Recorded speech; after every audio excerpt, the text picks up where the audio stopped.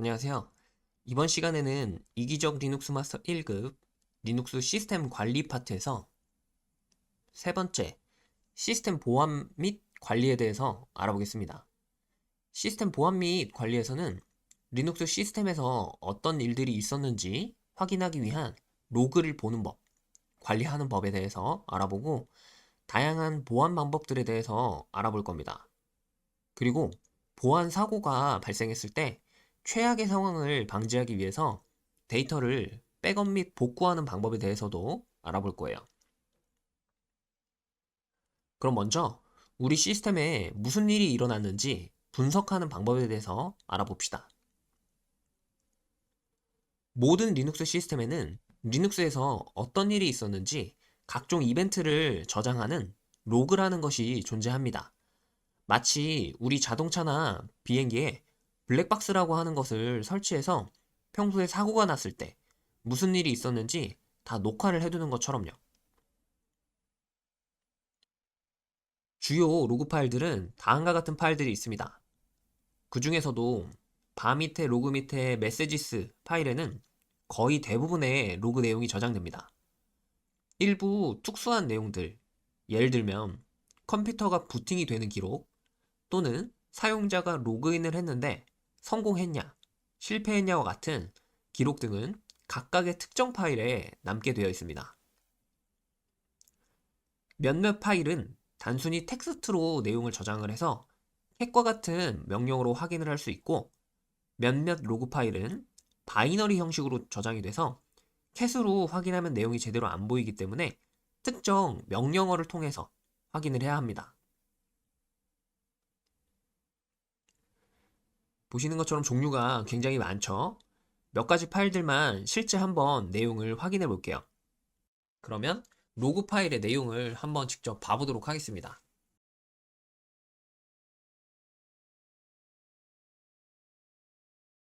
바 밑에 로그 밑에 메시지스라고 하는 파일은 리눅스의 거의 모든 내용들을 저장을 하고 있는 로그 파일입니다. 그래서 리눅스에서 무슨 일이 생겼다 그러면 일단 이 파일부터 이렇게 cat 명령어로 봐보면 어떤 일이 생겼는지 대략은 알 수 있죠. 엄청 많은 내용들이 이렇게 저장되어 있는 걸 볼 수 있습니다.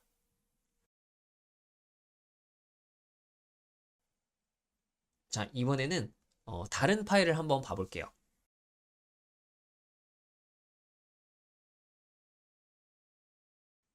WTMP 파일입니다. 이 로그 파일은 사용자들이 로그인을 했던 그런 내역들을 저장하고 있는 파일인데, cat 명령으로 보게 되면 이런 식으로 알아볼 수 없는 뭔가의 내용, 알아볼 수 있는 글자들도 좀 있긴 하지만 좀 이상하게 글씨가 깨져서 좀 알아볼 수 없게 이렇게 나옵니다. 해당 파일은 단순히 로그를 글자로, 텍스트로 저장을 하는 게 아니기 때문에 특정 명령어를 이용해서 내용을 확인을 해야 됩니다. last라고 하는 명령어를 이용하면 해당 파일의 내용을 똑바로 볼 수가 있어요. 그래서 이렇게 last 명령어를 치면 어떤 사용자가 언제 뭐 로그인을 했고, 부팅을 했고, 이런 것들을 확인할 수가 있죠. 이번에는 로그인 실패 기록을 한번 봐보도록 할게요.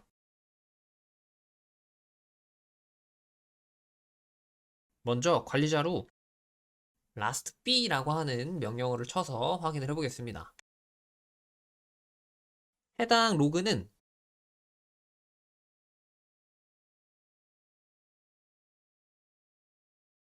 btmp라고 하는 이런 파일에 저장이 되게 되어 있는데, 다시 로그아웃하고 루트 사용자로 로그인을 해보는데, 제가 로그인을 일부러 비밀번호를 틀려서 실패를 해볼게요.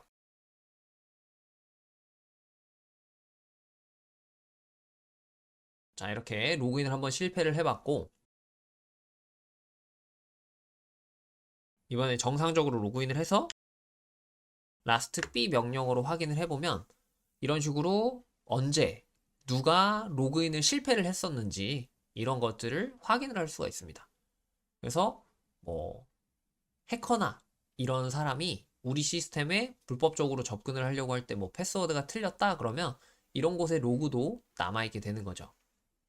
그래서 로그 파일 같은 경우에는 엄청 많은 종류가 있고 단순히 텍스트를 저장하냐 아니면 바이너리 형식으로 알아볼 수 없는 형식으로 저장하냐에 따라서 내용을 확인하는 것도 조금씩 차이가 있습니다. 이런 로그 파일들은 시스로그라는 데몬 프로세스에 의해서 로그를 저장하고 있는데요. 리눅스 초기에는 단순히 시스로그 데몬을 사용했지만 최근에는 rsyslog, 리모트 시스로그라고 해서 원격 로깅 기능이 있는 리모트 시스로그 데몬을 주로 사용합니다. 원격 로깅 기능은 만약 관리자가 관리하는 컴퓨터가 1000대, 10,000대와 같이 엄청 많이 있다라고 했을 때 1000대의 컴퓨터의 로그를 일일이 확인하는 건 너무 힘드니까 하나의 서버에 모든 컴퓨터의 로그를 네트워크를 통해서 원격으로 수집할 수 있는 기능을 말합니다. 그러면 1000대의 컴퓨터를 일일이 하나하나 볼 필요 없이 하나의 컴퓨터에서 모두 확인이 가능하겠죠. 이 하나의 컴퓨터에 모아서 로그를 저장할 때 어떤 컴퓨터에서 어떤 일이 생겼는지를 저장해 놓기 때문에 하나의 컴퓨터만 확인해도 바로바로 문제가 생긴 컴퓨터를 특정 지을 수 있겠죠. 암튼 이런 리모트 시스로그 데모는 etc 밑에 rsyslog.conf 파일에 다음과 같은 설정을 통해서 각종 파일에 로그를 남기도록 설정됩니다.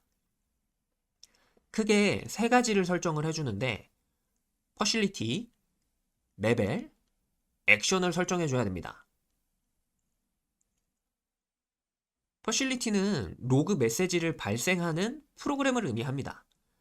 다음에 보이는 표가 각 퍼실리티를 정리한 내용입니다. 크게 인증과 관련된 내용, 리눅스가 부팅되거나 커널에 무슨 일이 벌어졌을 때 라던가 예약 작업과 같은 내용이라던가 이런 것들로 구분을 지을 수 있습니다. 프라이어리티, 우선순위. 이거는 로그 메시지의 레벨을 의미합니다. 지정한 레벨보다 높은 레벨의 메시지만을 출력하는데 레벨이 높을수록 우선순위의 값이 작습니다. 예를 들어 레벨을 디버그로 설정을 했다면 디버그 밑에 있는 모든 로그가 다 남는다고 보시면 돼요. 근데 여기서 레벨에서 중요한 점은 워닝을 기준으로 나눠볼 수 있는데 워닝까지는 큰 문제가 아닌 문제. 그래서 로그에 나와도 프로그램이 정상적으로 동작이 되는 메시지라면 에러부터는 해결을 하지 않으면 프로그램이 정상적으로 실행이 되지 않는 문제인 겁니다. 그리고 가장 높은 레벨, 이머전시, 패닉과 같은 레벨은 여러분들이 윈도우를 쓰시면서 블루스크린이라는 걸 좀 보신 적이 있을 텐데 리눅스 운영체제 자체에서 발생하는 그런 심각한 에러를 의미합니다. 마지막으로 액션은 로그 메시지를 어떻게 저장할 것인가 행동을 설정을 합니다. 기본적으로 파일의 경로를 입력해서 특정 파일로 저장을 할 수도 있고 특정 컴퓨터에 IP 주소를 입력해서 네트워크를 통해서 해당 서버로 로그 메시지를 전달을 할 수도 있습니다. 이게 이제 리모트 기능인 거죠. 자, 이런 로그 파일은 단순히 텍스트를 저장하는 거라 용량이 그렇게 크지 않다라고 생각을 할 수도 있지만 리눅스 컴퓨터는 보통 서버로 많이 이용을 하고 서버 컴퓨터는 1년, 나아가서 몇 년 동안 끄지 않고 계속 사용하는 경우도 있어요. 그러다 보면 계속 로그 내용이 쌓이면서 파일의 용량이 엄청 커지게 될 텐데 이런 걸 방지하기 위해서 로테이션이라고 하는 기능을 이용해서 로그의 용량을 관리합니다. 로테이션이 한번 실행되게 되면 해당 파일 이름에 날짜를 붙여서 다른 파일로 보관을 하고 원래 파일의 이름에 새로 로그를 기록하기 시작합니다. 기본적으로 로테이션은 크론을 이용해서 하루에 한 번 실행이 되게 되어 있습니다.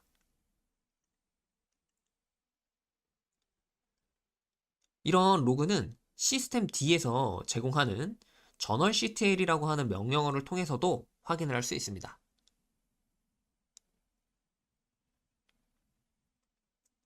자, 이번에는 시스템의 보안 및 관리에 대해서 알아볼게요. 리눅스는 오픈소스이기 때문에 코드가 모두 공개되어 있다 보니까 보안에 취약하다는 의견도 있어요. 특히 보이는 이런 로고들은 리눅스 커널 자체에서 발견된 취약점 또는 배쉬쉘에서 발견된 취약점 그리고 오픈SSL이라는 프로그램에서 발견된 취약점들의 로고예요.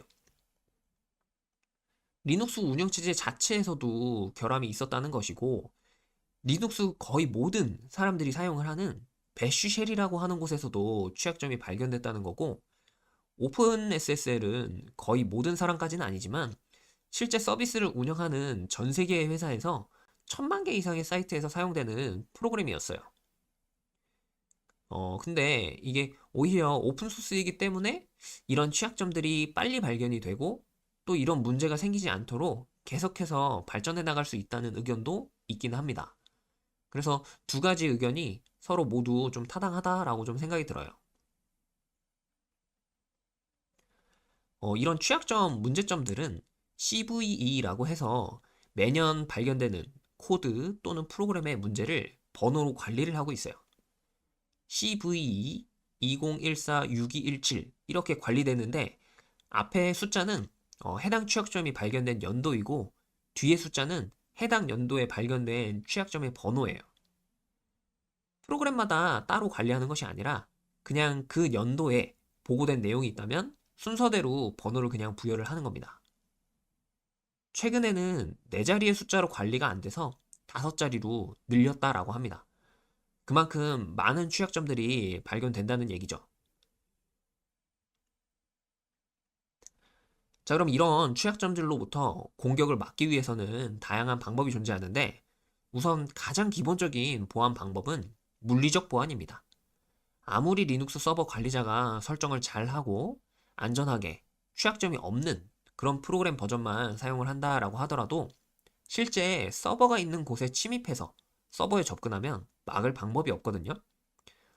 그래서 서버실에서는 보통 CCTV나 지문 인식 시스템이나 출입 인증 시스템을 설치해서 운영을 합니다. 그 다음은 리눅스 운영체제 자체의 여러 설정에 대한 시스템 보안입니다. 시스템에 대한 여러 설정들을 안전하게 설정해야 한다는 건데 이 내용은 모두 외우고 할 수가 없기 때문에 우리나라 같은 경우 키사, 즉 한국인터넷진흥원이라는 곳에서 관리하는 주요 정보통신 기반 시설 기술적 취약점 분석 평가 방법 가이드에서 이런 식으로 어떤 설정을 어떻게 하는 것이 안전하다라고 안내를 해주고 있습니다. 그래서 관리자가 이런 체크리스트를 쭉 보면서 하나씩 하나씩 설정을 확인을 해봐야 되는 것이죠. 이 중에서 하나 자세한 내용을 살펴보면 먼저 루트 이외의 사용자가 UID가 0번이면 안 된다는 내용인데요. UID가 0번이면 리눅스는 해당 사용자를 루트 사용자로 인식하기 때문에 루트가 아닌 사람이 루트로 인식이 돼서 루트의 권한을 받아서 사용할 수 있으면 안 되겠죠? 그래서 이렇게 etc의 passwd 파일에서 UID가 0번인 사용자가 루트 이외에 추가로 있는지 확인을 해봐라 라고 하는 내용입니다. 다음은 리눅스 운영체제 자체의 설정이 아닌 리눅스 운영체제에서 설치해서 사용하는 특정 프로그램들에 대한 설정 내용입니다. 마찬가지로 키사에서 관리가 되고 있는데 전 세계의 모든 프로그램에 대한 내용을 정리를 하지는 못하니까 좀 많이 사용되는 그런 유명한 프로그램들에 대해서 정리를 해둔 내용입니다. 이것도 자세한 내용을 하나 살펴보면 웹서버를 설치해서 운영하는 경우 여기서는 대표적인 웹서버 프로그램인 아파치의 HTTPD에 대한 설정 내용을 보여주고 있네요. 이런 설정이 되어 있는 경우 해당 설정 내용을 다음과 같이 변경해라 라고 알려주고 있네요. 이 설정은 여러분들 웹사이트에 접속했을 때 보통 사이트의 웹페이지가 나와야지 사이트 안에 있는 뭐 서버에 있는 파일의 목록을 보여주면 안 된다. 이런 내용입니다. 그 다음은 파일 시스템 보안입니다. 마찬가지로 쭉 이렇게 정리가 되어 있는데 이 중에서 하나를 자세히 봐보자면 4강에서 배웠던 파일 시스템의 권한 부분에 관련된 내용이네요. setUID, setgid 설정은 파일에 꼭 필요한 경우에만 사용을 해라. 그래서 setUID, setgid가 걸려있는 파일의 목록을 관리를 하고 딱히 허용이 되지 않은 그런 파일에 setUID, setgid가 걸려있으면 제거를 해라 라고 하는 내용이네요. 자, 그럼 리눅스 시스템에서 저런 체크리스트를 쭉 체크를 한 다음에 그 다음에 추가적으로 설정할 수 있는 보안 도구들에 대해서 살펴볼게요. SE 리눅스, 세리눅스는 리눅스 커널에 포함된 보안 모듈로 시스템의 접근 제어 정책을 강화하기 위한 기능을 제공합니다. 일반적인 리눅스에서는 사용자 권한 기반의 허가권과 소유권만으로 접근을 제어하지만 SE 리눅스는 그 위에서 좀 더 강력하게 강제 접근 제어 개념을 추가해서 프로세스와 파일 간의 모든 접근을 정책으로 제어할 수 있게 합니다. 쉽게 얘기하면 루트 권한이 있어도 허용되지 않은 파일에는 접근할 수 없다. 이런 식의 추가적인 보안 계층을 제공하는 기능입니다. 현재 시스템에서 SE 리눅스가 켜져 있는지 확인하려면 터미널에서 다음 명령어를 입력하면 됩니다. 출력 결과를 보면 enabled, enforcing 이런 식으로 나오죠. enabled는 기능이 지금 켜져 있다, 활성화되어 있다 라는 뜻이고 enforcing은 현재 정책이 실제로 적용되고 있다는 의미입니다. 반대로 disabled라고 나오면 SE 리눅스가 꺼져 있는 상태예요. 모드를 일시적으로 변경하고 싶을 때는 다음 명령어를 사용합니다. 이 명령은 즉시 반영이 되지만 시스템을 재부팅하면 원래의 설정대로 돌아갑니다. 만약에 영구적으로 변경을 하고 싶다면 이 파일에 해당하는 내용을 이런 식으로 수정을 해주면 됩니다. 이 밖에도 리눅스를 사용할 때 SSH를 이용한 암호화 통신을 이용해서 사용한다던가 PEM이라고 해서 인증 기능을 모듈 단위로 분리해서 관리할 수 있도록 하는 시스템을 추가를 한다거나 관리자의 권한은 should를 이용해서 적법한 사용자가 필요할 때만 얻을 수 있도록 해주는 명령어를 사용하는 등 이런 다양한 방법이 있습니다. 추가적으로 이런 네트워크 보안 관련 도구들도 있어요.